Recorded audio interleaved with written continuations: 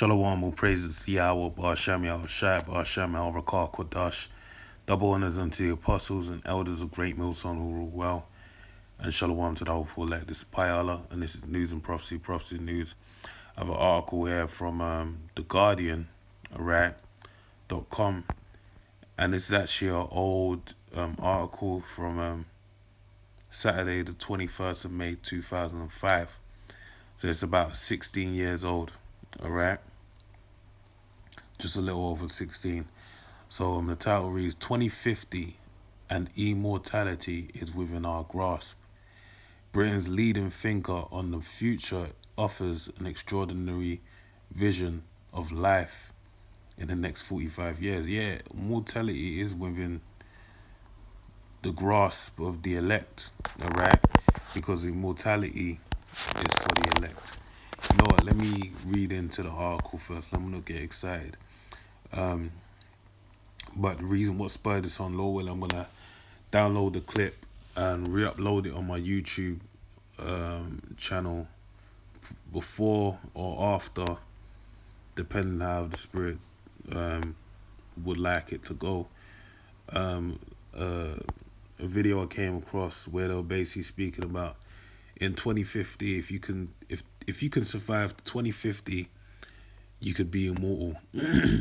Because they want to introduce nanotechnology into people's bodies, that every morning, like as you wake up, goes about your body killing all the cancerous cells and basically doing a sweep to keep you young and youthful. Now it all sounds good and logical, but immortality is based upon the Heavenly Father making tweaks within the body, alright, and allowing that to basically play out. All right. Why do I say that? Because that's for the elect. All right. The elect have that. Sorry, the children of Israel, the chosen of the Most High, have that power, because immortality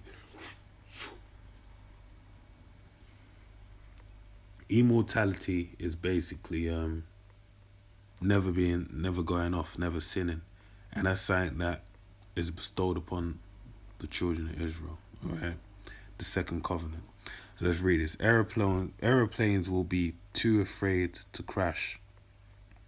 Yogurts will wish you good morning before being eaten, and human consciousness will be stored on supercomputers, promising immortality for all, though it will help to be rich, alright? So that shows you that money is a key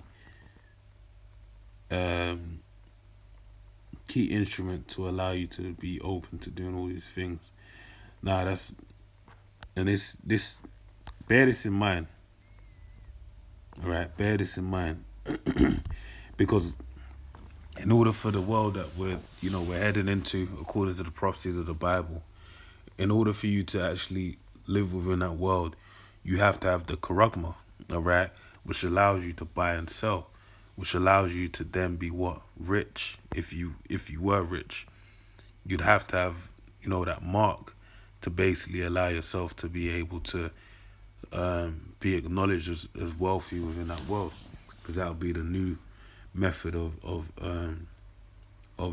exchange of currency. So let's read on. So it says, these fantastic claims are not made by a science fiction writer or a crystal ball gazing lunatic. They are the deadly earnest predictions of Ian Pearson, head of futurology unit at BT. So this is one of their soothsayers, their prophets, alright, on the left-hand side, speaking of the things to come. If you draw the timelines realistically, by 2050, we would expect to be able to download your mind into a machine. So when you die, it is not a major career problem. Pearson told the Observer, if you are rich enough, then by 2050 it's feasible. And these type of articles, this type of ideology has been heavily pushed out. All right, I'm sure any individual of my age or older, all right, or maybe even younger, all right, I'm not too sure, but would be aware of the amount of times they've mentioned about cloning, downloading your mind, all these different kind of things.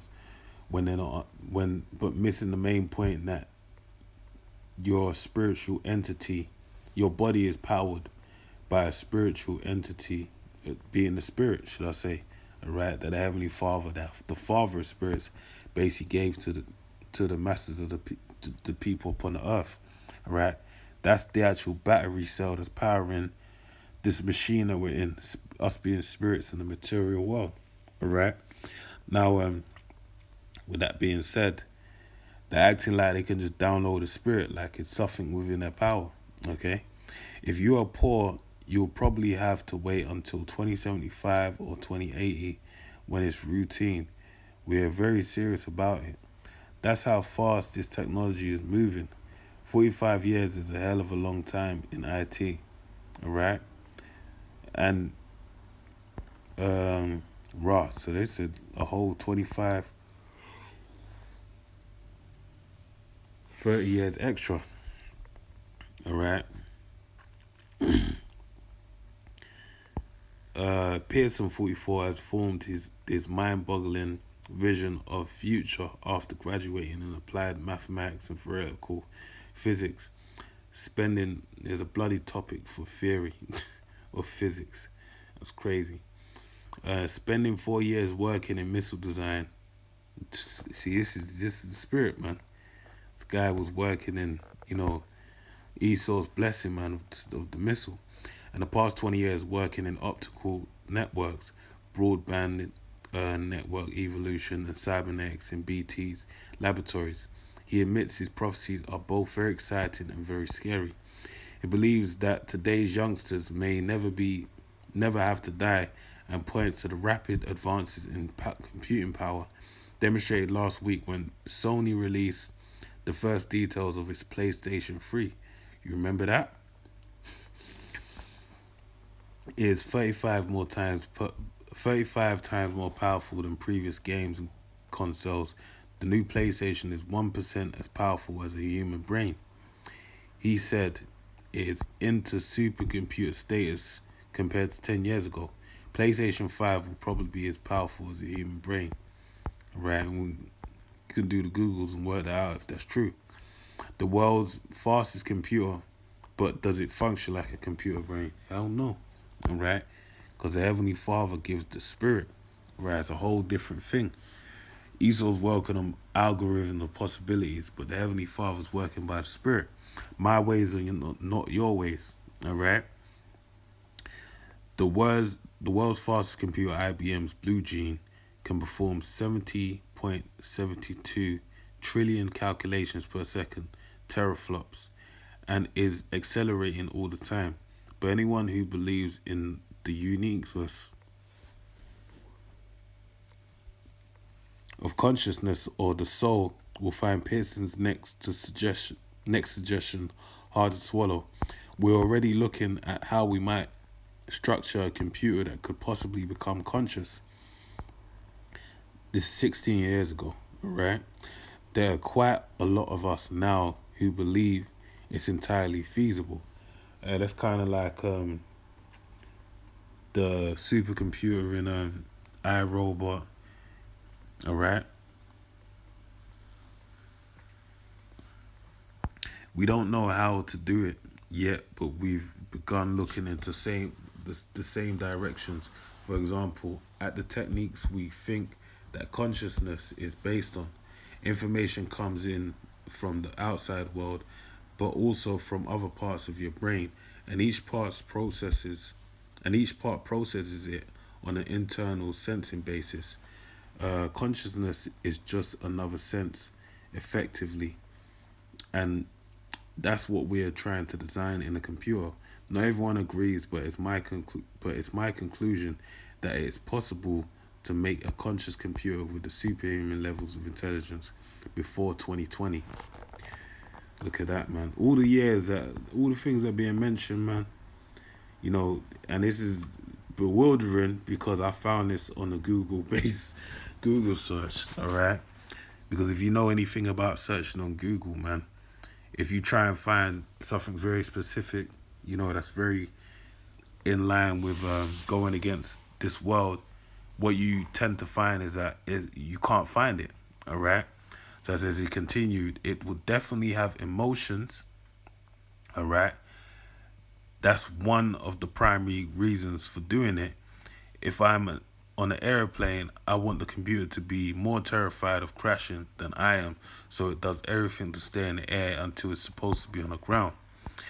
You can also start automating an awful lots of jobs instead of phoning up a call center and getting a machine that says type 1 for this or and 2 for that and 3 for the other.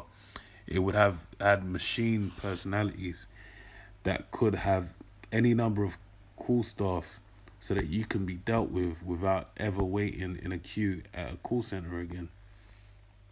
Pearson from Whitehaven in Cumbria collaborates on technology with some developers and keeps a watching brief on advances around the world. He concedes the need to debate the implications of progress. You need a completely global debate. Whether we should be building machines as smart as people is a really big one. Whether we should be allowed to modify bacteria to assemble electronic circuitry and make themselves smart is already being researched. So they're saying they have smart bacteria, man. Yogurts, basically. We can already use DNA, for example, to make electronic circuits. So it's think possible to think of a smart yogurt that sometime after 2020 or 2025, where the yogurt has a whole stack of electronics and every single bacterium that could have a conversation with you with your strawberry yogurt before you eat it. See, man, Frankenfood, man.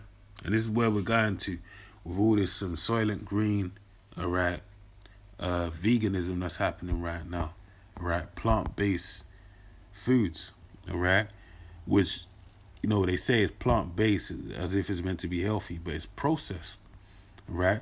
So you're still getting all the same cancerous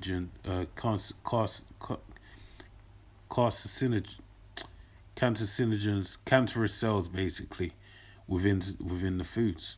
All right. In the shorter term, Pearson identifies the next phase of progress as ambient intelligence, and this is the point. All right. Remember what I mentioned before about having, in order for you to have access to it before, it helps if you're rich. All right, but then it'll be available to everyone a few years later. But remember, you'd have to pay. So it says chips with everything. He explained, for example, if you have a pollen count sensor in your car, you take some antihistamine before you get out. Chips will come small enough that you can start impregnating them into the skin.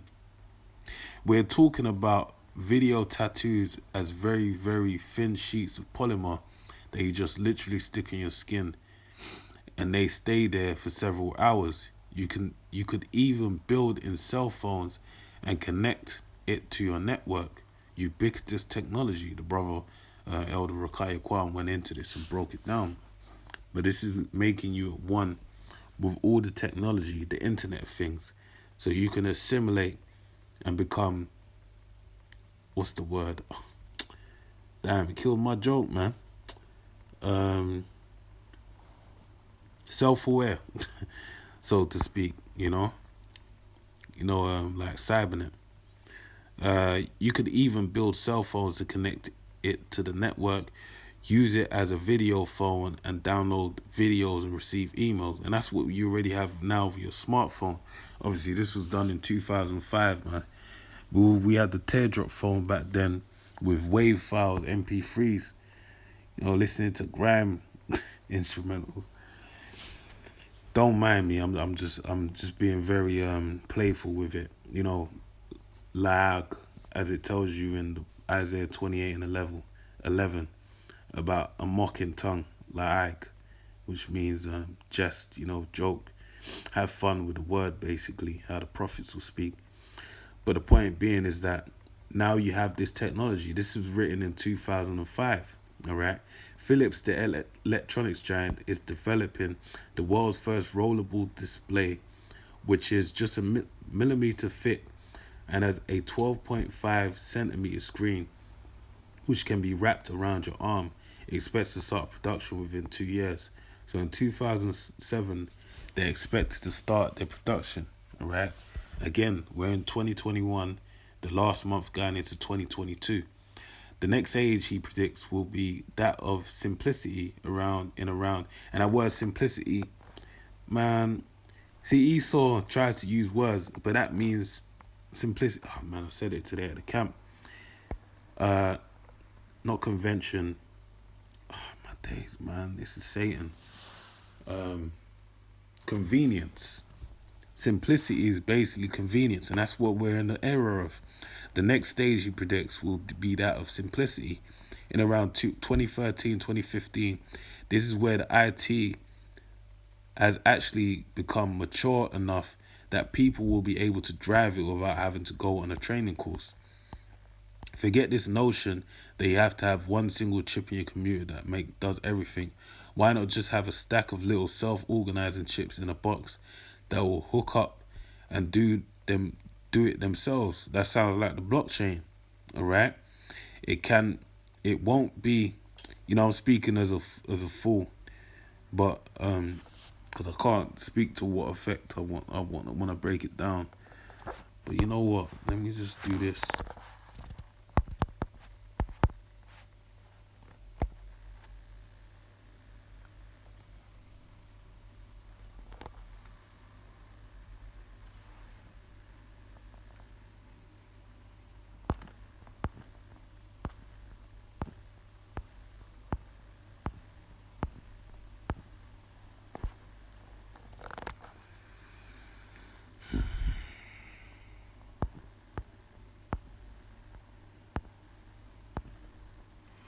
Blockchain is a system of recording information in a way that makes it difficult or impossible to change, hack, or cheat the system. A blockchain is essentially a digital ledger of transactions that is duplicated and distributed across the entire network of computer systems on the blockchain. All right. Um. So let's go here. So it says blockchain technology can be used to create a permanent, public, transparent ledger system for compiling data on sales, tracking digital use, and payments to content creators such as wireless users or musicians. So that's articulated in a way that I can basically use to say the blockchain. All right. What it's basically saying is it won't be able to, it says, why not just have a stack of little self-organizing chips in a box and they'll hook up and do it themselves, right? About having everything in one place, right? As opposed to having one chip in a computer, why not have a stack of them that do? And that's basically the blockchain, as opposed to having a physical, a tangible stack of chips. What you have is a digital stack of that information, where you can basically go through it, a ledger of data. All right, so that's the same thing. It won't be able to get any viruses because most of the operating system will be stored in hardware, which the hackers can't write to. All right, and this is the same thing that was said about the blockchain. That's difficult for it to be hacked. All right. Okay. So there you have it. This is written in 2005. All right. 2005. If your machine starts going wrong, you just push a button and it's reset to the factory setting. Pearson's third age is virtual worlds in a. Oh my lord! See, this is crazy, man, because it's all happening right now. All right, the metaverse. Pearson's third age is virtual worlds in around 2020, and you never know, this dude really could be a prophet on the left hand side, man. That Satan, put his spirit on him and he said all this, and they said, all right, we're going to do this. All right. Or it could be predictive programming. All right. We will spend a lot of time in virtual space using high quality 3D immersive computer generated environments to socialize and to do business in. When technology gives you a life-size 3D image and links to your nervous system through what? Them chips, them portion of chips, allow you to shake hands. It's like being in another person's office. It's impossible to believe that it won't be a normal way of communicating. All right. So let's see. That's it. Oh man, you know the scriptures. I ain't really gotta go into it, but it's just the information that's worth grasping. So with that, I pray you're edified to the next one. Say shalom, shalom, shalom, shalom.